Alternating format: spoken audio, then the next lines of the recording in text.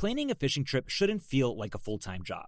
With fishingbooker.com, you can find and book the perfect fishing trip within minutes. Fishingbooker.com connects you with trusted fishing captains around the world. Booking is fast, easy, and secure, with access to verified customer reviews, loyalty rewards, and around-the-clock customer support. Everything you need to book with confidence is in one place. So head to fishingbooker.com and start planning your next fishing adventure today. Planning a fishing trip shouldn't feel like a full-time job. With fishingbooker.com, you can find and book the perfect fishing trip within minutes. Fishingbooker.com connects you with trusted fishing captains around the world. Booking is fast, easy, and secure, with access to verified customer reviews, loyalty rewards, and around-the-clock customer support. Everything you need to book with confidence is in one place. So head to fishingbooker.com and start planning your next fishing adventure today.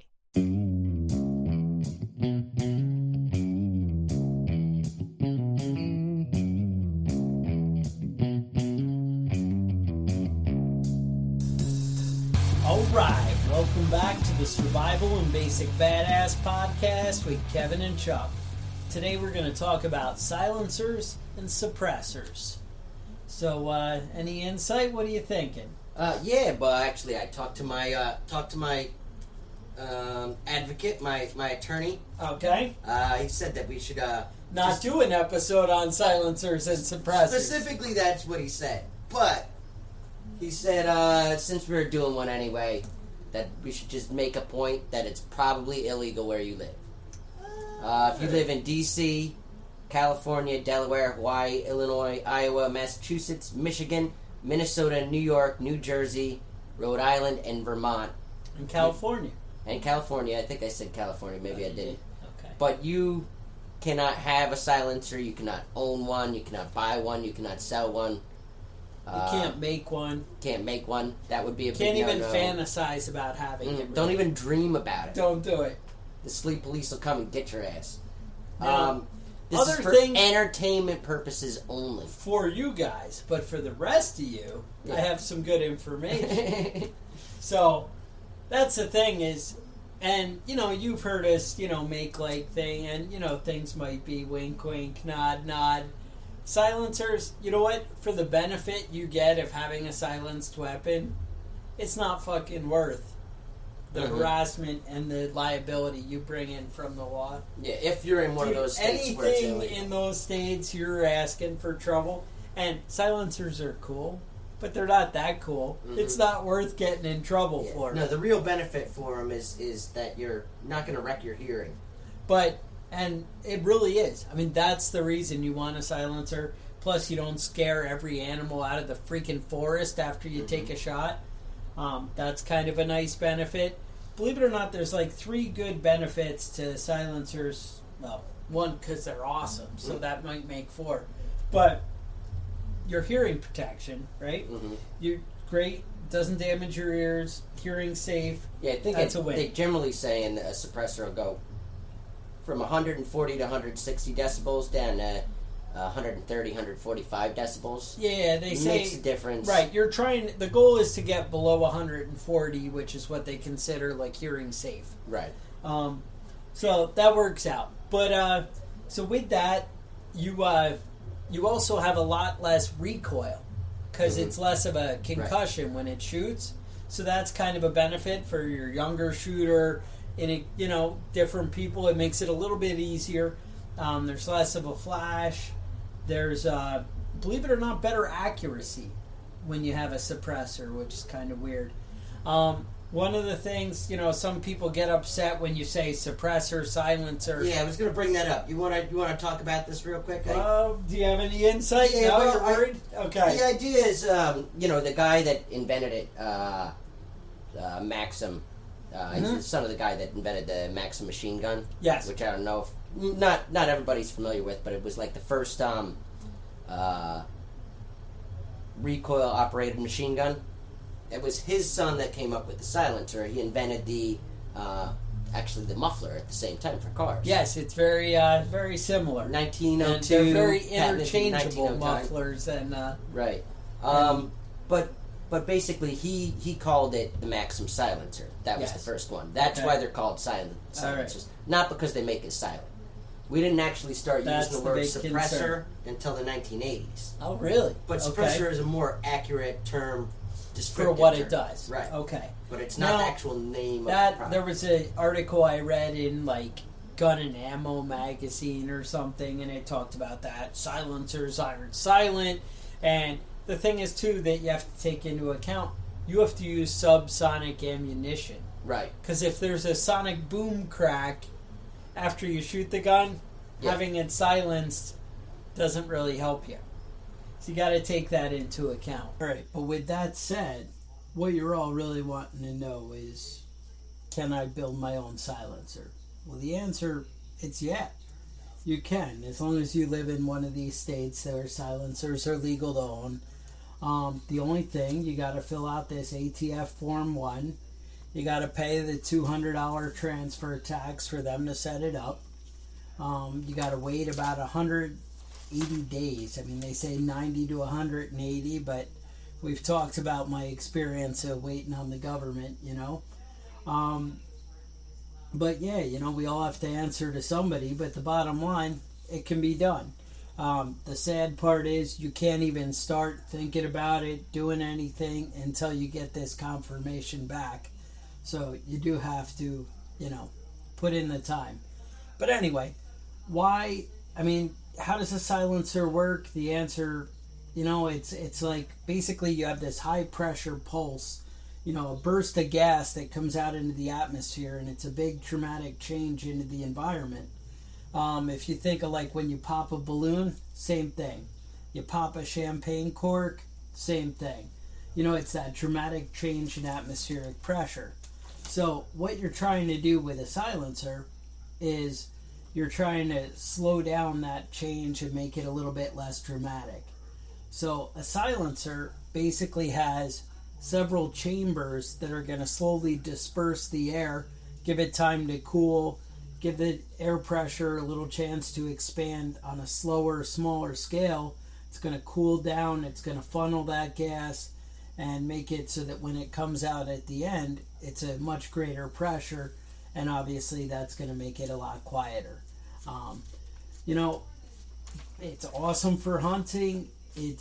There are just so many benefits. So basically, in the rest of the states, there's a lot of states you can hunt with a silencer. Mm-hmm. You can have one, and they're freaking awesome. Yeah, I think they're like a miracle, is what I would say. One of the reasons that they initially started outlawing silencers was because they were too awesome. I thought it was because they were too awesome. It's really so rich people can keep their animals and you can't get them. All right, so there are a couple ways to buy them. You can buy it as an individual or as a trust. Mm-hmm. Now, I actually found a website that for $129 they'll set up the trust for you. Okay. I thought that was a pretty good deal. Yeah. I don't know. What I'm going to do is I wrote an article. I tie all this together. I talk about how to build them. I talk about where you can buy them. Have links to, you know, what states, what the laws are everywhere. I have links to the ATF forms. Everything you need to know. I put it all in an article at preppingbadass.com, you know, under silencers. You just look in the articles. I'm sure I'll put it up on the Facebook and all around because I want you guys to be able to see it. But it's pretty awesome. So basically, you go in these, you know, it's basically 42 states. I know you mentioned a couple areas. There might be some conflict in the numbers. It's varying degrees of legality. Right. That you know, that are the contradiction here. But basically, any of these other states, you can walk into a gun dealer, anybody who sells silencers, and say, hey, I want to get one of these. And as long as you do your normal background check, federal government does require 21 years of age for this. Okay. They do, you know, same thing for a gun, though. No felonies, no, you know, nonsense like that. You can fill out the stuff, but bottom line, there are companies like SIG Arms that make silencers that are freaking awesome. They have that gun, the MCX, the SIG MCX. That's, I think, what that guy ended up using in Florida, you know, at that gay club or whatever. Pulse. But these things, you can get silencers for those, and they're freaking awesome. I don't even understand, if you live in one of these states, why the hell you wouldn't already have one, and you wouldn't have, a silencer. Because it just seems like the right choice, and like, I don't even know why you're alive if you're not enjoying and embracing this kind of thing. So, definitely something you need to take into account, is all I'm saying.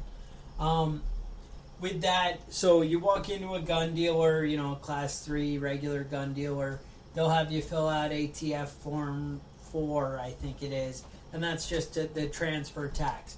But like I was saying earlier, you can set it up as a trust, and that way you can put a couple people as trust. So me and you could be in the same silencer. We could both use it, both have it, because we're both part of the trust, and that way if somebody dies, it carries over that way. It's kind of awesome.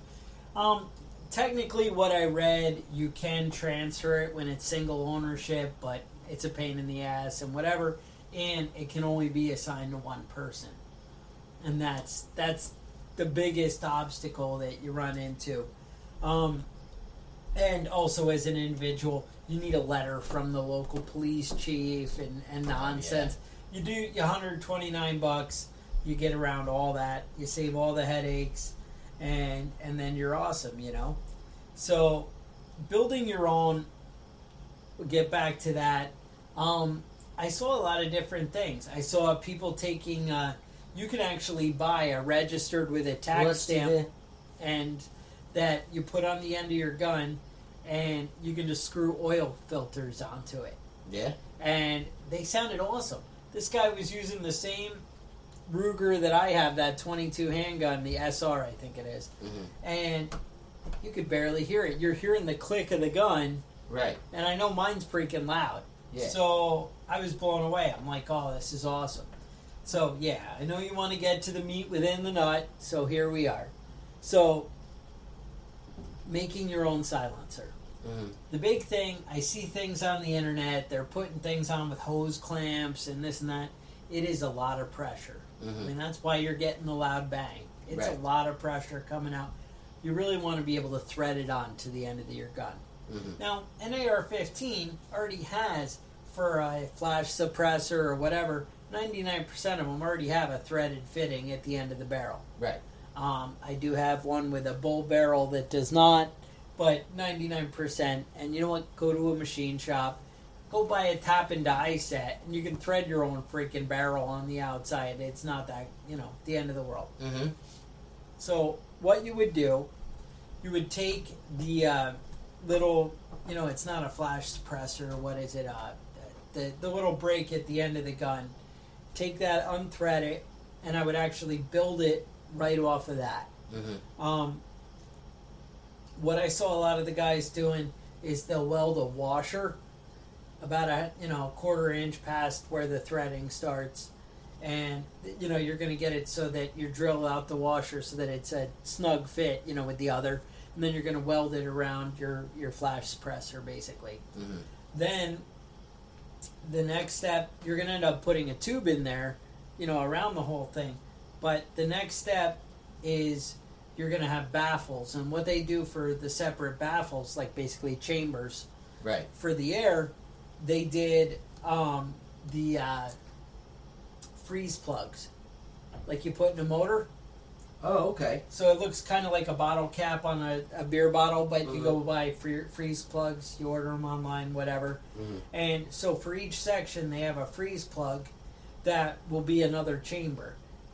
Now, depending, some people had the chambers empty, some people would fill the chambers with wire mesh. Think like Brillo pad. I've heard copper is really good for this. You know how they have those metal scouring pads. They sell them in copper and varying things. Copper work great. And you space them out. So you have freeze plug, the mesh, freeze plug, mesh. Now, a lot of them, I see people do is they will puncture for the bullet to go through. Now you can puncture it with ammo, but excuse me, I thought it was Hillary Clinton there for a minute. But anyway, or you cannot, but you need special ammo for that because it actually might not go through and kind of blow up on you. So you don't avoid that. Yeah. I don't know. I gotta say, I'm kind of hesitant of shooting through, kind of unknown metal things, plugging up the end of my gun. I probably would drill it out, but the snugger the fit, the better it's going to work. And that's why people shoot through it, is so that it's a perfect, line and just the right size for the ammo that you're using. Right. So that's, you do your own research on that. What I've seen, a lot of them like the flare of the freeze plugs after the bullets go through it to be away from the gun, just like natural would be. Others will stagger it, and it changes the direction of the airflow. So you might bend it in, on one section, bend it out on the other, back and forth, stagger it. There's a bunch of books on it. Do your own research. But we're just giving you kind of the basic outline. Well, I think it's what clear they're made of. On how easy it is to actually build it. It's you're not going to learn how to build one by listening to this podcast. Oh, you're killing me. But you're going to, Yeah, necessarily. But I think we're kind of learning how easy it is to actually manufacture one at home. It is. And, obviously you're going to want to look into it and work out the specs and all so that. you really need the tight, snugness. Mm-hmm. As it goes through, and then, like I said, and then they end up doing a washer, at the end on the outside. And basically you're put together like that. I've seen it where they have a smaller tube on the inside, put a lot of holes for the gas to escape. One of the things I read about was some people will cut the flash suppressor short as soon as it comes through the washer. Mm-hmm. I actually, what I've read and my understanding of it, you want it to come forward about a half inch or an inch past the washer, mm-hmm. and so the pressure actually can move backward rather than all being forced forward. It ends up giving it more. Now the only negative, basically after I read all this, I'm like, crap, I need silenced machine guns and all these other things, and that's all I'm ever going to use. I got to move. I'm packing my bags as we're going. Mm-hmm. Loading the couch in the pickup, I'm all ready to go. I'm like, we're leaving this state, to hell with New York. I was all excited. Then the next thing I read, though, is because the suppressor is absorbing everything, they end up getting dirty very quick, and then they lose their effectiveness. Right. So obviously you want to look for something that you can pull apart and clean, and really meticulously get in there and really, scrub everything with like a toothbrush or something fine. You really need to keep them clean, and that's what's going to keep these working at tip-top operation. Because the problem is, it all needs to go somewhere, and it's just going to clog up and fill up with all that carbon and all the nastiness, and you're going to regret it. So I just, want to warn you, it's not quite the dream, but it's damn near. Mm-hmm. And if you could own one of these, you're an ass if you freaking don't go buy one when I'm sitting here in New York and I can't have one. That's what I'm telling you. Yeah. I don't know why the hell anyone would live in New York State. More and more, it just upsets me. Mm-hmm. So I did put an article with a bunch of cool links, so you're gonna check that out. Takes you to a lot of good places that'll get you what you want. The other thing I kept remembering about, I kept remembering these stories of people who would go and shooting squirrels with silencers, and they would, you'd hear the skull of the squirrel crack. Yeah. And, I mean, they were that good. They were shooting with 22s or whatever, 50 feet up in the tree, dropping squirrels, and all you hear is the click of the gun and the squirrel. Mm. And I was like, oh, that's awesome. And I kept thinking, oh, these hillbillies must have been making it. And it was from that Ragnar Benson, Man of Action encyclopedia, Mm-hmm. And it was just an article about it. So I was rereading it last night, and, the wife reads whatever she reads, and this is what I'm reading at night, gets me into trouble, though, because I always make comments. She's like, why would you talk about something like that right now? We're trying to be restful and think about sleep. Right, and you're thinking about... And you're thinking about guns and how to kill somebody. And I'm like, yeah. So, anyway, it's funny that, you started out this episode, you're telling me about Maxim inventing the silencers. Uh-huh. That was Ragnar Benson's thing was, these guys had a couple of old Maxim silencers from the 20s that they had passed down from generation to generation. But the thing is, every time they go hunting, they're going and they're pulling these things completely apart. They're cleaning every bit of it, and that's how they last. That's why they're quiet. You got to be on top of it, because really that perfect tight airflow, is what's going to make the difference with silencers and what's going to really make them work.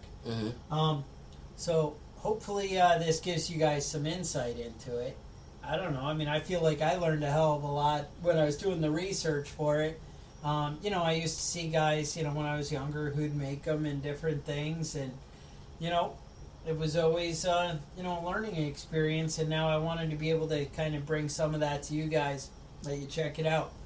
A lot of things going on in the world. What else? Apparently Hillary Clinton is dying and not dying simultaneously. A lot of coughing? Yeah. Yeah, I don't know what's going on there. Says... They fired Dr. Drew because he said that she was dying. Oh, no, I didn't hear that. Yep. I mean, I'm not a huge fan of Dr. Drew to begin with, but don't talk bad about Hillary. You're either going to lose your job or you're going to commit suicide. Commit suicide. That's it. So, no, that's trouble. I keep getting disturbed. I hear they want to make it a requirement that everybody should have to have their well tested when they sell their house, if you had a well. And I'm thinking, if you're the evil person that wants to inflict that on somebody, why wouldn't you just get the well tested when you go to buy a house and not worry about everybody else? Why do they feel that we're all idiots? Right. And they have to, keep looking out for us? I don't know. Little things that are enraging me today. I don't know why I had to share it with you. Yeah. What else is going on? I finished my steps on the side of the house. Nice. A lot of the projects are moving forward. Nice. I know you guys were worried about it. You're like, why is Everyone Chuck just stalling and trying to fill up time in the podcast? I don't know. Well, they're all wondering about those steps. I know you've been working on them for a minute. Those steps, it's been a nightmare. So, yeah, you can walk out of my house and go over to the chickens. Smooth sailing. Nice. How are those chickens doing? They survived? Chickens are surviving. We are getting some eggs. And finally, nice. For some reason, they're supposed to lay an egg every 22 hours. Right. But I get 5 eggs every 2 days. So really? I haven't figured that one. It's consistent. It seems like you need to start eating some chickens, man. Sounds like that.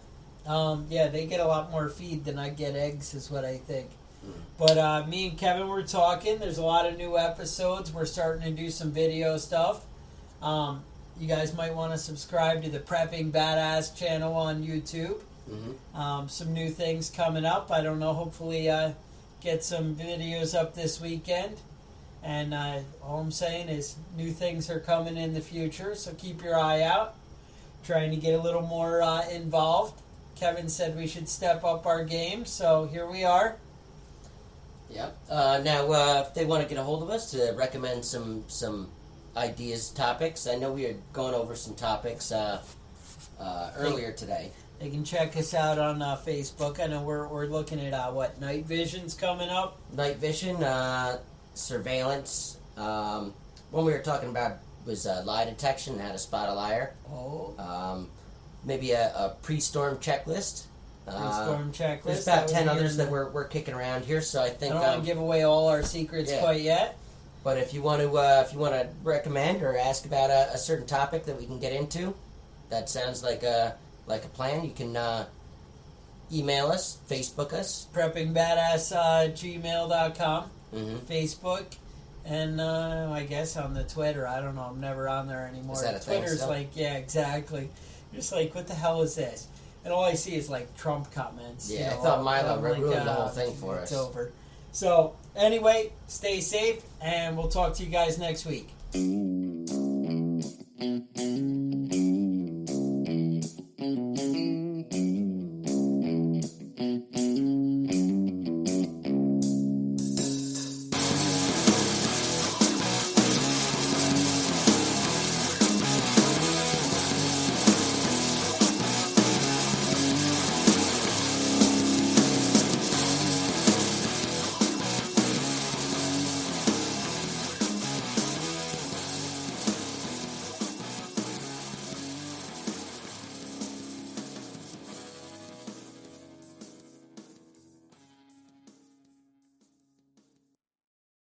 Planning a fishing trip shouldn't feel like a full-time job. With fishingbooker.com, you can find and book the perfect fishing trip within minutes. Fishingbooker.com connects you with trusted fishing captains around the world. Booking is fast, easy, and secure, with access to verified customer reviews, loyalty rewards, and around-the-clock customer support. Everything you need to book with confidence is in one place. So head to fishingbooker.com and start planning your next fishing adventure today. Planning a fishing trip shouldn't feel like a full-time job. With fishingbooker.com, you can find and book the perfect fishing trip within minutes.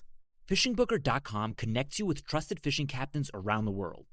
Booking is fast, easy, and secure, with access to verified customer reviews, loyalty rewards, and around-the-clock customer support. Everything you need to book with confidence is in one place.